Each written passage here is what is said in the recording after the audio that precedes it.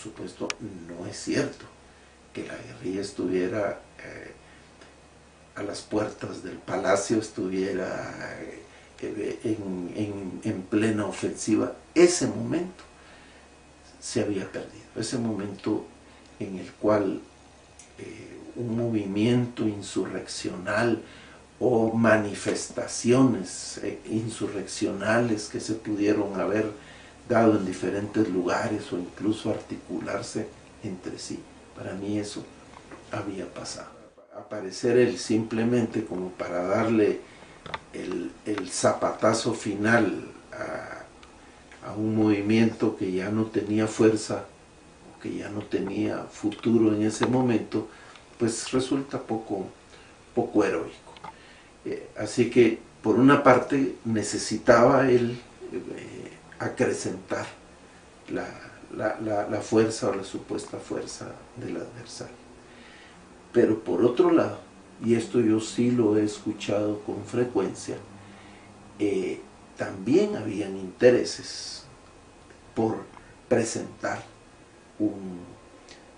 a un enemigo y a un adversario acrecentado, por magnificar el peligro que significaba la guerrilla, porque detrás de eso habían negocios. Lo que pasa es que la intensidad de las masacres se dan en ese periodo porque, insisto, era un momento en el que lo que había hecho el avance militar bajo el mando de Benedicto, de desplazarlos del lugar, dejó sin defensa a la población civil no combativa.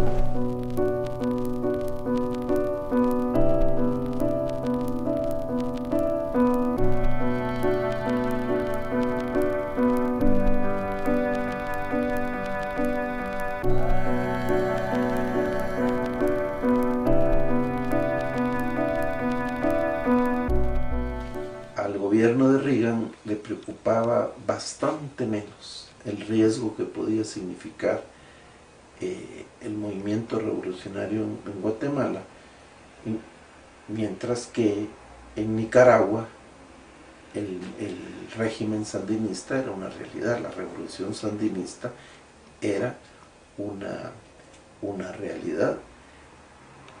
El riesgo, las posibilidades de que en El Salvador el movimiento revolucionario tuviera un desenlace parecido al de Nicaragua era muy alto. Por lo tanto, creo que para el gobierno de Reagan pesó mucho más la importancia de fortalecer al ejército de Guatemala como retaguardia de la contra, como posible contención a resultados en El Salvador. Una cosa es de que los norteamericanos en un principio limiten el acceso al armamento o a la ayuda militar al ejército de Guatemala por motivo de derechos humanos, y otra cosa es que lo vuelvan a hacer clandestinamente, como lo hicieron en el Tratado de Irán-Contras, para combatir el comunismo. O sea, son dos justificaciones ideológicas distintas, porque a partir de eso ya se viene la ayuda para la contra. Ya con Reagan se nos vino todo, la ayuda contra la contra, y pudieron haber provocado la vietnamización de Centroamérica sin mayor problema.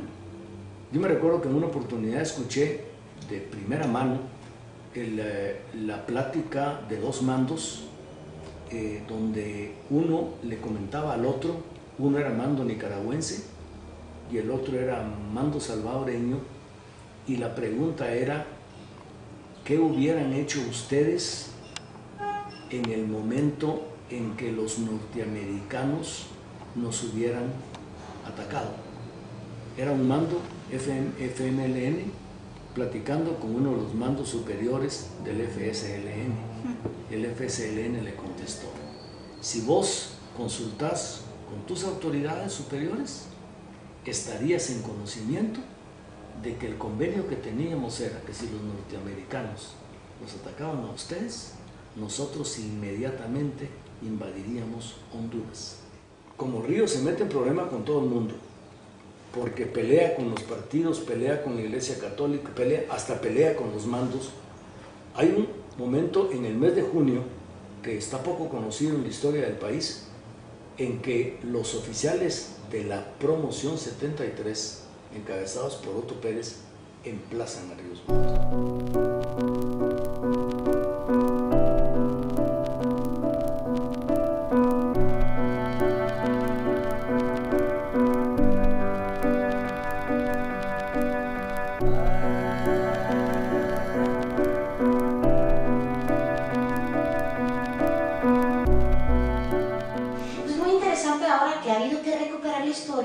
Encontrar que la Conferencia Episcopal en 1982 llama al gobierno de Ríos Montt a parar la acción genocida en esos términos que se estaba ocurriendo, y ellos ponen expresamente en el norte del Quiché. Y así tenemos Amnistía Internacional y un montón de grupos. Muchos de los que denunciaban genocidio planteaban que el genocidio había ocurrido en todo el país.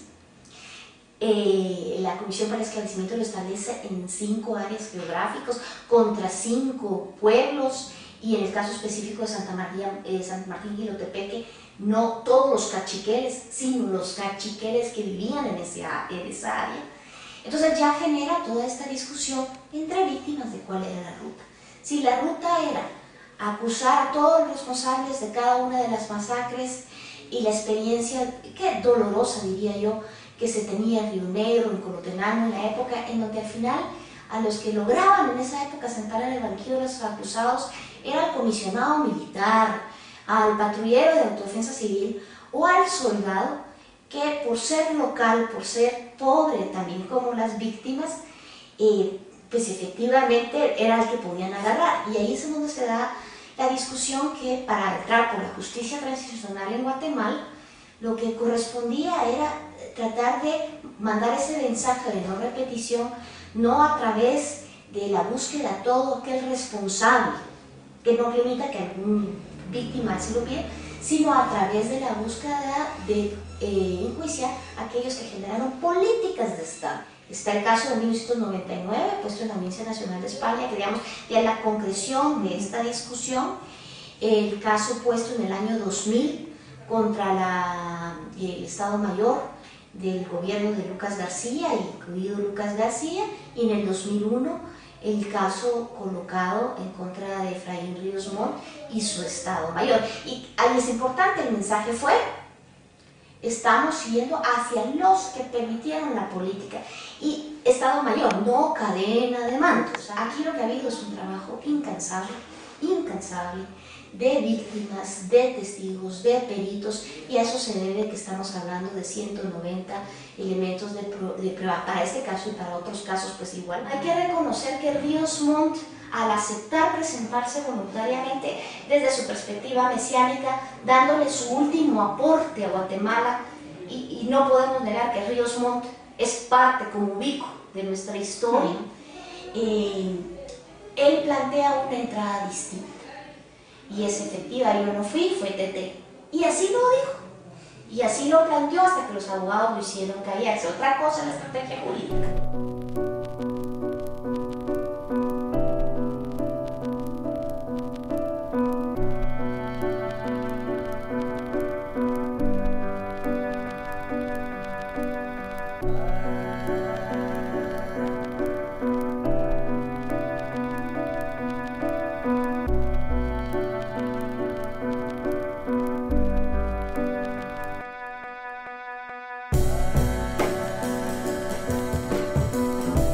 Recordémonos que este proceso arranca en el 2001 con la denuncia presentada en un juzgado del municipio de Nevaj por la Asociación Justicia para la Reconciliación.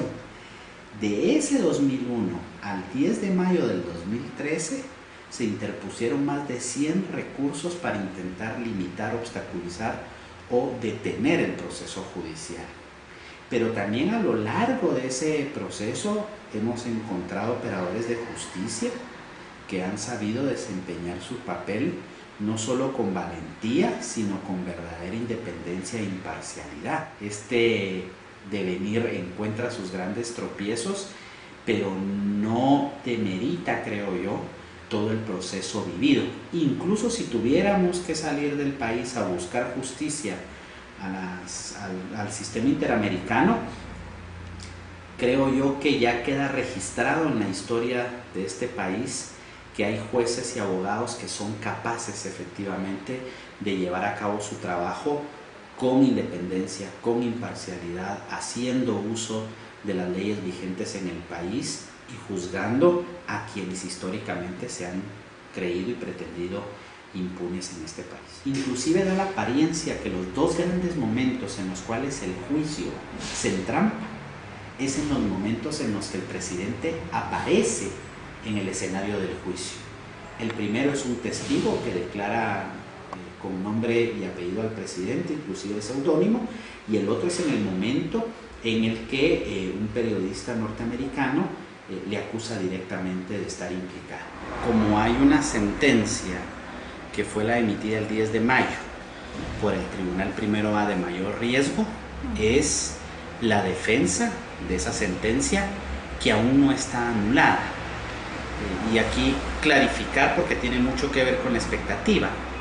Estamos hablando acá de una resolución de la Corte de Constitucionalidad que a nuestra consideración es ilegal, pero que en ninguno de sus apartados anula la sentencia emitida por el Tribunal Primero A.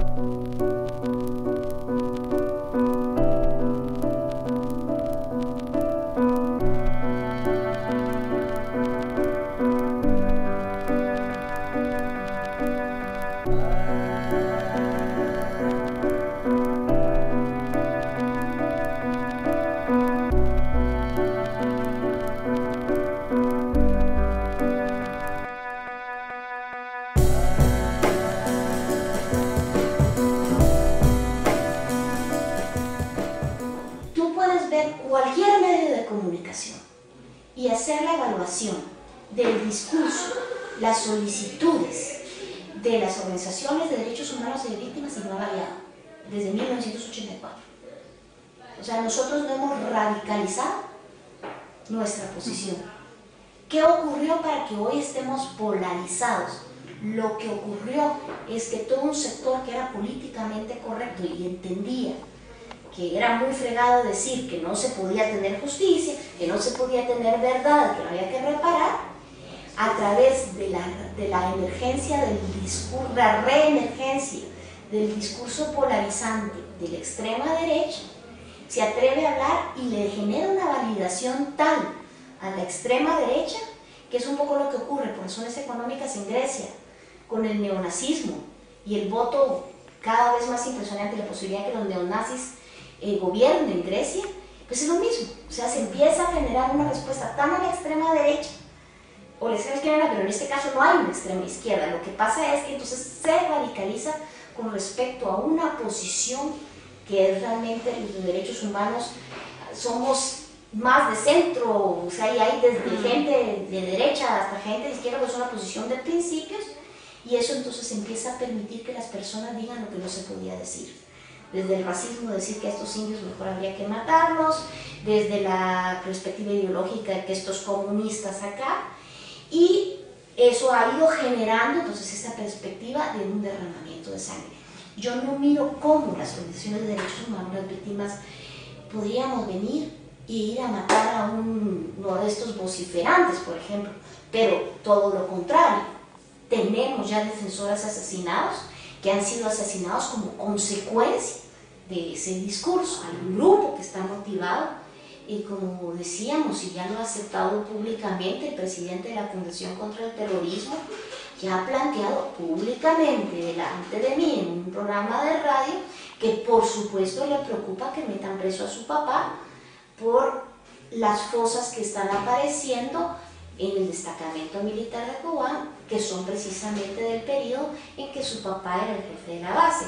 Están los intereses de algunos empresarios que tienen las manos manchadas de violaciones de derechos humanos a través del funcionamiento del ejército secreto anticomunista, la pasada de listados de sindicalistas que había que matar. Entonces tienen mucho temor que esto termine en la revelación de su verdad. Yo diría que estas discusiones sobre la participación del empresariado se están abriendo gracias a las resistencias de ellos. No vamos a entender la militarización como al esquema que se dio en los años 80, sino hoy tiene nuevas formas, hay nuevas formas de ejercer el control social, hay un reposicionamiento de implementación o imposición de esa hegemonía cultural muy al estilo del pensamiento fascista. Pero es decir, ese proyecto creo que se consolida antes, y el elemento del juicio lo que le da es un motivo más para desnudarse tal cual fue formado, tal cual fue concebido. Es decir, simple y sencillamente el juicio saca una contradicción vieja que les permite, creo yo, posicionarse aún más como lo que realmente son. Es un Estado contrainsurgente que se quedó a pelo de la historia, que sigue proyectándose. No lo manejan los mismos abuelos y padres que manejaron la guerra y todos los errores que cometieron y horrores se cometieron ahí, sino que ahora lo manejan sus hijos y sus nietos, pero con las mismas intenciones. Pero lo que sí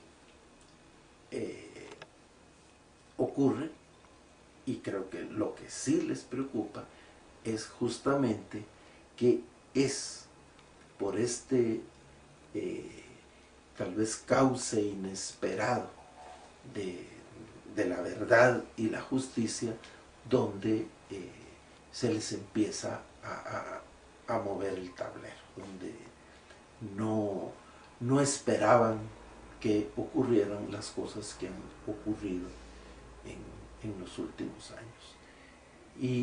Y entonces, efectivamente, es a eso a lo que le llaman la guerra por otros medios. Es mentira que sea la izquierda la que está encabezando, absolutamente. No solo es mentira, es contradictorio. Muchos de los sobrevivientes del movimiento revolucionario son los menos interesados en que, porque al final, efectivamente, en las negociaciones de paz se pactó la amnistía. Y yo lo puedo decir absolutamente con pleno conocimiento y sabiendo de qué estoy hablando, porque fue una de las razones por las que yo renuncié, por las que yo salí del EGP y de la URNG. Perfectamente saben que lo que está ocurriendo no es la guerrilla o la izquierda queriendo mantenerse vigente y actuando por otros medios. Eso es mentira. Pero efectivamente las víctimas sobrevivientes que nunca renunciaron al derecho a la memoria, y eso es muy importante, que no renunciaron al derecho a la verdad, que se han mantenido activos, vigentes y no apoyados por la izquierda.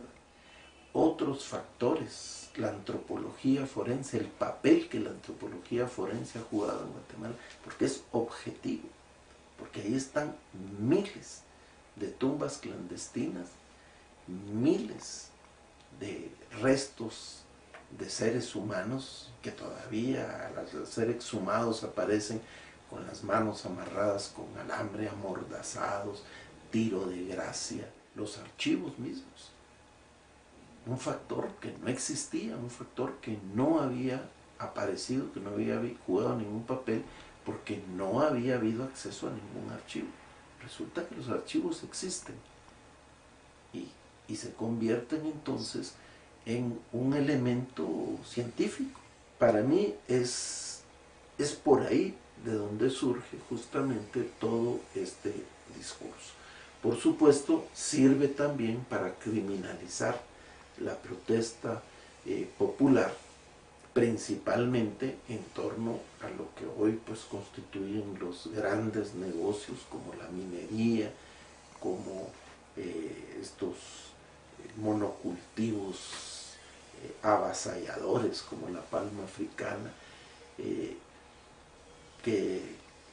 en ese afán irrefrenable prácticamente, en esa voracidad de tierras, sí, necesitan, y es mucho más fácil criminalizar y acusar de invasores y de invasores pasar incluso a terroristas, que con tanta frecuencia aparece esa acusación, por estos intereses.